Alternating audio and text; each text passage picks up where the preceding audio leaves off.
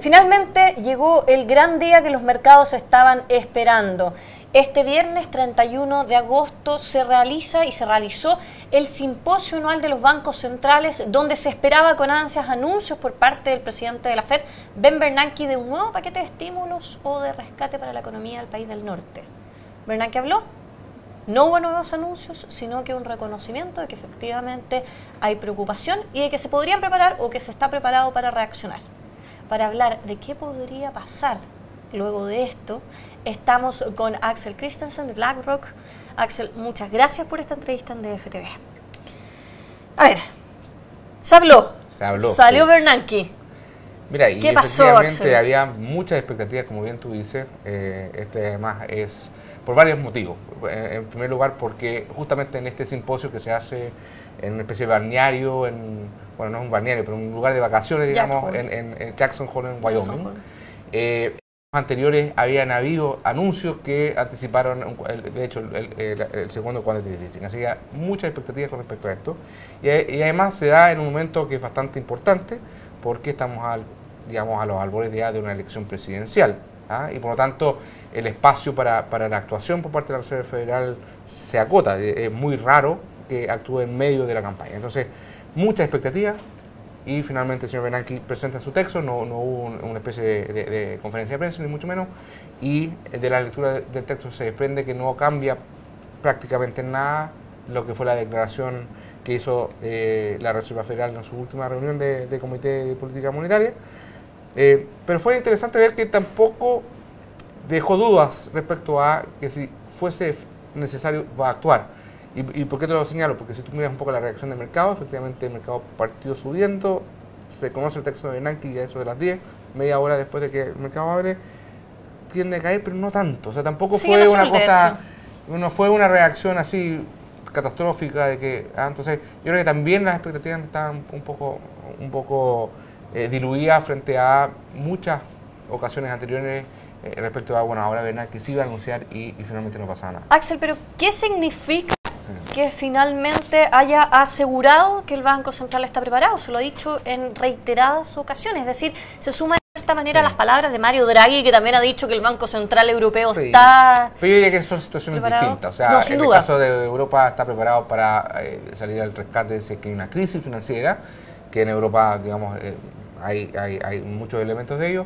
En el caso de Estados Unidos estamos lejos de una crisis bancaria y más bien las palabras apuntan a que si tenemos la necesidad de salir a intervenir porque la actividad económica y el empleo, y enfatizo el tema del empleo porque a diferencia de otros bancos centrales sí es un objetivo de está dentro del mandato de la FED. Sí. Si no vemos una mejoría en ese frente, estamos preparados para actuar. Ahora, es interesante ver digamos, el por qué no actúa y qué, al final qué significa eso. ¿Y qué significa que eso? La actividad hoy día es suficientemente buena, no hay una reactivación bullante, digamos, pero que el crecimiento es suficientemente bueno como para estar todavía digamos, en capilla, por decirlo así, sin actuar. Axel, ¿pero usted cree que la Reserva Federal no se está quedando, como se dice en la jerga, behind the curve, detrás de la curva? Es decir, que está esperando demasiado, que eso podría finalmente dejarlo quizás sin marco de acción si es que se empeora la situación. Es un riesgo que corre, efectivamente. ¿Y un riesgo que le asignamos más o menos qué probabilidad? No, soy re malo para asignar este tipo de probabilidades. Perfecto. Porque son como binarias, digamos. Pero déjame contestar de la siguiente manera. La ventana de oportunidad que tiene para actuar se reduce considerablemente. Probablemente la última reunión del Consejo Monetario, digamos, de la Reserva Federal es ahora en 2 semanas más. Antes de ya que el proceso eleccionario tome fuerza completa, claro. Digamos, así que si va a actuar, probablemente va a tener que actuar ahora. Así que efectivamente puede estar behind the curve, pero no más de 2 semanas, así que efectivamente tiene la intención de hacerlo. Y en caso de que actúe, ¿qué está esperando el mercado? ¿Qué es lo que se quiere? ¿El QE3? El QE3. ¿Qué es eso? O sea, es una nueva compra de activos de manera directa por parte del Banco Central. Recordemos que estamos en una situación de excepción y Bernanke hoy día lo aclara, digamos, de la tasa de instancia monetaria en el piso, o sea, prácticamente cero. No hay mucho más que pueda hacer en ese campo, por lo tanto lo único que le queda es intervenir directamente, ¿ya? ¿Qué se puede esperar? digamos, si vemos los antecedentes de las intervenciones anteriores, tenemos el QE1, que fue una intervención directa principalmente a lo que eran los bonos ligados a hipotecas para destrabar ese mercado, y esa fue muy efectiva esa intervención. Después tenemos una segunda intervención que fue hacia los bonos del Tesoro principalmente, como para mantener baja los tipos de interés de mayor plazo, también ha sido bastante efectivo. Después tuvimos una especie de quantitative easing que no fue, fue el famoso twist, digamos, sí, que era básicamente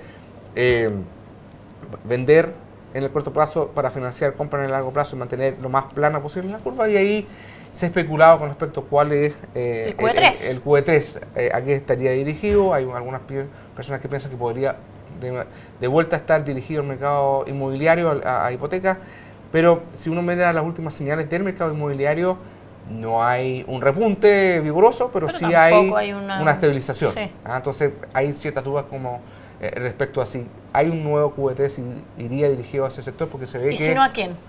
Nuevamente los bonos del Tesoro probablemente. Para poder mantener estable la curva. Claro. Esto es, de alguna manera, la efectividad se ha ido diluyendo en el tiempo. El QE1 fue muy efectivo, el QE2, curiosamente, más que la medida en sí mismo, la intervención, el anuncio del QE2... la intervención verbal, en el fondo. Exactamente. Y acá, digamos, yo diría que un poco incluso ha pasado lo contrario. Esta incertidumbre, estas expectativas no cumplidas del mercado, le ha imprimido un poquito de volatilidad, como hemos visto un poquito hoy día. ¿Qué se puede esperar de la Reserva Federal, independiente de este QE3? ¿Qué capacidad real tiene de poder impulsar la economía estadounidense? Bueno, yo creo que hay muchos ojos puestos en eso. Desgraciadamente los antecedentes de otros países que han estado en situaciones similares no son necesariamente muy buenas. Japón es el testigo viviente de eso, de que lleva una veintena ya de años tratando de llevar a su economía a un nivel de actividad aceptable. Estados Unidos, digamos, tiene la posibilidad, y sin embargo de alguna manera quiere dejarse la posibilidad solamente cuando la situación así lo amerite. Quizás hay un problema de expectativas, de que el mercado piensa que eso se amerita ahora, y la Reserva Federal se quiere guardar algunos cartuchos si es que eventualmente la situación a nivel global se complica más. Axel, el hecho de que se hayan corregido en la segunda revisión las estadísticas de Estados Unidos, en particular el PIB del segundo trimestre, sí, de 1.5, 1.7, ¿podría ser, por ejemplo, un aliciente para que Ben Bernanke se esté dando un poco más de tiempo antes de anunciar una nueva medida? Sí, sin duda.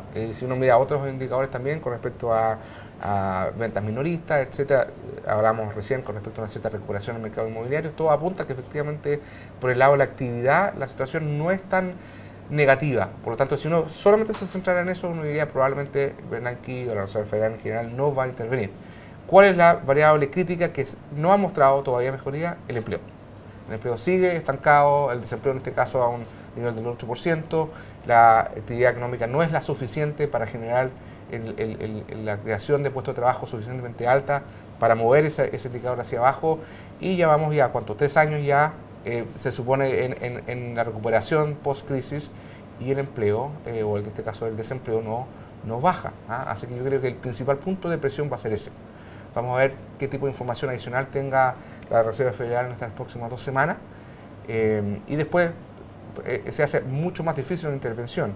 Es más, incluso la Reserva Federal hoy día es parte de la campaña política. Mitt Romney a finales de la semana pasada dijo que él no renovaría a Bernanke acá con la Reserva Federal. Así que va a ser interesante cómo se vaya planteando esto en adelante. Me veo obligada a pasar brevemente a otro tema, y que tiene que ver con una actividad muy importante para los inversionistas, sí, en nuestro país y para el mercado de capitales chileno, que es el Chile Day, muy bien, que se nos viene en 2 semanas más. Así es, menos de 2 semanas. Menos de 2 semanas, así es. Pero es en la segunda semana de septiembre. Así es. Con un viaje muy importante para mostrar nuestros mercados financieros en los mercados internacionales, en particular en Londres.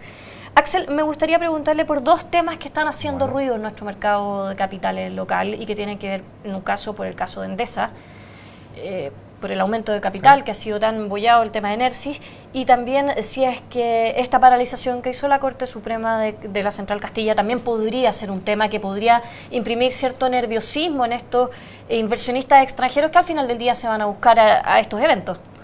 Yo diría que no necesariamente, y quizás pongo un poco lo que fue la versión anterior. El año pasado en Londres fuimos justo en la mitad del caso de la Polar, que está de alguna manera estallando.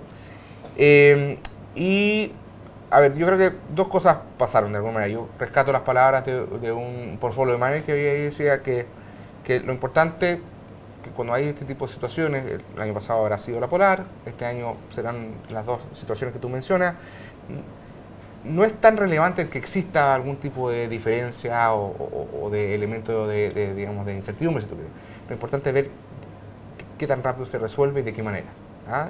Y si miramos con perspectiva, en el caso de la polar, se ha ido encauzando dentro de cosas razonables. En el caso de Endesa, se ha iniciado una especie de negociación, una conversación. El regulador ha ido encauzando bastante más lo que ha sido la discusión. Así que yo no tengo duda de, obviamente van a ser temas que se van a hablar, y yo creo que todo lo contrario, hay que ser muy transparente y hablarlo, digamos, no desconocerlo. Pero si vemos lo que pasó el año pasado, hubo espacio para hablar de otros temas, de inversión en minería, se habló respecto a lo que era nuevos marcos regulatorios respecto a, no sé, fondos de inversión, lo que eran fondos de pensiones. Hubo espacio para discutir un montón de otros temas. Y yo espero que así sea también en esta ocasión. Bueno, mucha suerte en el viaje entonces. Gracias a ti. Muchas gracias por este análisis sobre las declaraciones de Ben Bernanke. Y así dejamos esta entrevista en DFTV y yo los dejo invitados a una próxima.